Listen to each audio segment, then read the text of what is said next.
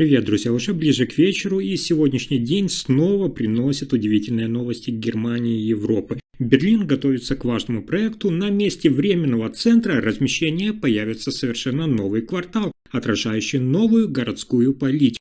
Но за красивыми планами скрываются вопросы, на которые пока нет ответов. Тем временем во Франции возвращается имя Николя Саркози. Суд неожиданно изменил его судьбу и вызвал бурную реакцию в обществе. А в самой Германии нарастает внутреннее напряжение. В социал-демократической партии Германии разгорается спор о том, как должна выглядеть социальная политика, и звучат слова, которых давно не было в коалиции. Все это на фоне перемен в сельском хозяйстве, где фермеры все чаще доверяют дронам и искусственному интеллекту, и также тревожных сигналов от автопрома. BMW предупреждает Европу о последствиях спешных решений. Про все эти события я расскажу кратко, буквально за несколько минут.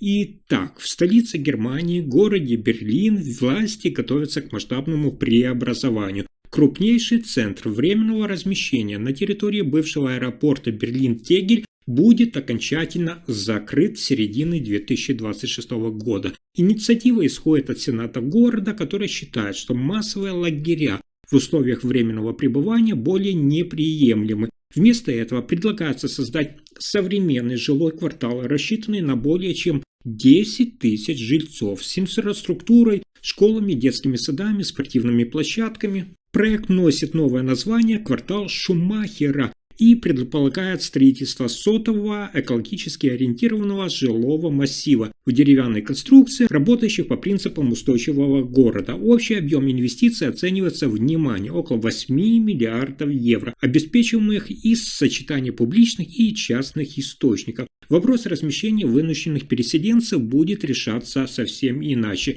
Речь идет о децентрализованной системе. Вместо одного крупного центра власти стремятся распределить нагрузку по городу и создать привычную городскую среду. Сенатор по делам труда, социальной политики, равенства и интеграции Берлина канцлер Кицельтепе подчеркивает, цитата, «Децентрализованное размещение означает распределение ответственности среди многих участников и создание хорошего соседского сосуществования».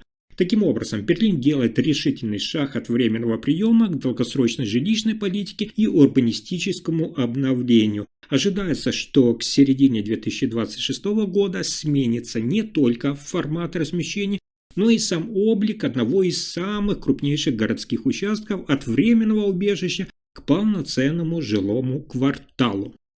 Следующая новость одна из самых неожиданных в Европе. Бывший президент Франции Николя Саркози частично восстановил свободу передвижения. После почти 3 недель под ограничением свободы Парижский апелляционный суд разрешил ему покинуть учреждение, установив строгие условия контроля. Напомню, Саркози обвиняют в незаконном финансировании своей предвыборной кампании 2007 года, в том числе через предполагаемое поступление из Ливии. Суд ранее приговорил его к 5 годам тюрьмы, 2 из которых без права условного освобождения. Теперь экс-президент может ждать итогового решения на свободе, но под строгим контролем. Ему запрещено покидать территорию Франции и общаться с рядом фигурантов дела, включая действующих политиков. По словам самого Саркози, период ограничений стал для него серьезным личным испытанием. Это решение вызвало и широкий резонанс во Франции. Впервые в современной истории страны бывший глава государства оказался не только за решеткой, но и под судебным надзором. Для французского общества это стало символом того, что даже самые влиятельные фигуры не стоят выше закона. Следующая новость связана с обсуждением курса канцлера Фридриха Мерца. В Германии набирает обороты острое политическое обсуждение. В социал-демократической партии Германии СДПК часть рядовых членов выступила против реформы социальной поддержки, известной как гражданский доход Бюргергельд. Они начали внутреннее движение, требуя пересмотреть политику правительства Мерца и отказаться от ужесточения правил для получателей пособий. Инициатором стала бывшая глава молодежного крыла СДПГ Франциска Дрозель. Она заявила, что партия не должна поддерживать меры, которые наказывают бедных вместо того, чтобы помогать им. Под ее обращением уже подписались тысячи членов партии, и теперь руководство обязано рассмотреть их требования официально. Однако это вызвало жесткую реакцию со стороны Христианско-демократического союза ХДС, который входит в правящую коалицию. Представитель фракции ХДС в парламенте Штефан Билькер раскритиковал инициативу, подчеркнув, что реформа уже была согласована между партиями. Он подчеркнул, цитата: «Мы ожидаем, что Социал-демократическая партия Германии с ДПК будут соблюдать коалиционные договоренности. Реформа гражданского дохода Бюргергельд предполагает ужесточение санкций для тех, кто отказывается от трудоустройства или нарушает условия социальной помощи». Но теперь внутри самой СДПК все громче звучит недовольство этой линии. Если внутренние разногласия все-таки усилятся, под вопросом может оказаться устойчивость вообще всей правящей коалиции во главе с канцлером Фридрихом Мерцем.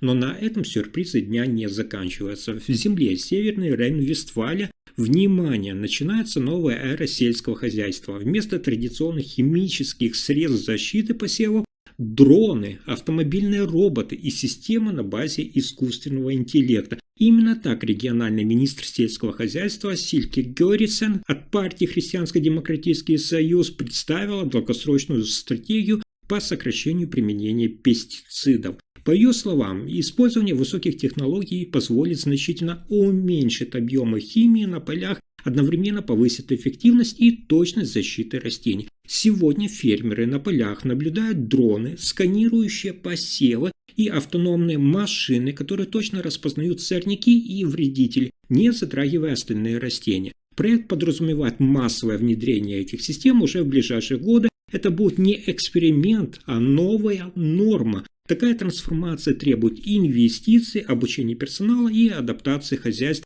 к цифровым решениям. Однако специалисты уверены, отдача будет выше, меньше затрат на химикаты, меньше нагрузка на природу, меньше риска вымывания веществ в почву и воду. Это попытка изменить сам подход к аграрному производству, сделать его устойчивым и экологичным, без потери урожайности. И Северный Рейн-Вестфалия может стать одним из первых регионов Германии, где аграрные дроны и роботы выйдут из лаборатории и станут частью повседневной работы фермеров. И это только начало. Генеральный директор компании Amazon и один из самых известных предпринимателей планеты Джефф Безос внезапно переосмыслил роль искусственного интеллекта и труда человека. По его словам, внимание, существует только один тип сотрудников, которых искусственный интеллект никогда не сможет заменить. Это те, кто придумывает новое, изобретает и создает. Безос отметил, машины могут выполнять стандартные операции, ускорять процессы, но они не способны мыслить нестандартно, расширять границы и бросать вызов существующему порядку. Те, кто умеет изобретать и формировать новое, по его мнению, останутся незаменимы. Он подчеркнул, что задачи рутинного характера частично или полностью автоматизируемы, но именно в людей, способных выходить за рамки алгоритмов, инвестируются средства и внимание. Безос не исключает, что искусственный интеллект станет важным инструментом, но роль творца, разработчика идеи останется все-таки за человеком. Его позиция проливает свет на то, что крупнейшие корпорации видят будущее труда не столько как массовое вытеснение работников, сколько как его трансформация. Выигрывать будут те, кто способен адаптироваться, мыслить и создавать. Шаблонное исполнение постепенно уступит место творческому подходу. А дальше еще интереснее. Руководитель немецкого автоконцерна BMW Оливер Ципсе сделал серьезное заявление. Если Европа сохранит курс на полный отказ от двигателей внутреннего сгорания к 2035 году, отрасль автомобильной промышленности столкнется с массовым сокращением. По словам Ципса, компания уже демонстрирует значительный прогресс. Продажи полностью электрических автомобилей выросли на 10% за первые 9 месяцев 2025 года. Доля электромобилей достигает уже, внимание, 18%, а суммарно с гибридами она превысила даже 26%. Однако Ципса подчеркивает, если политика Европейского Союза навяжет жесткие рамки и фактически запретит бензиновые и дизельные моторы, это приведет к снижению числа заводов, рабочих мест и производственных цепочек по всей Европе. Он настаивает на технологической нейтральности и включении альтернатив, в частности водородного и синтетического топлива. Для Германии и Европы это серьезное предупреждение. Производство автомобилей, вы знаете, одно из ключевых направлений экономики. Преждевременный уход от проверенных технологий может серьезно ослабить конкурентоспособность региона и привести к зависимости от внешних поставщиков, в частности из Азии. Если информация оказалась полезной, ставьте лайк, подписывайтесь на канал и делитесь видео. Спасибо за просмотр.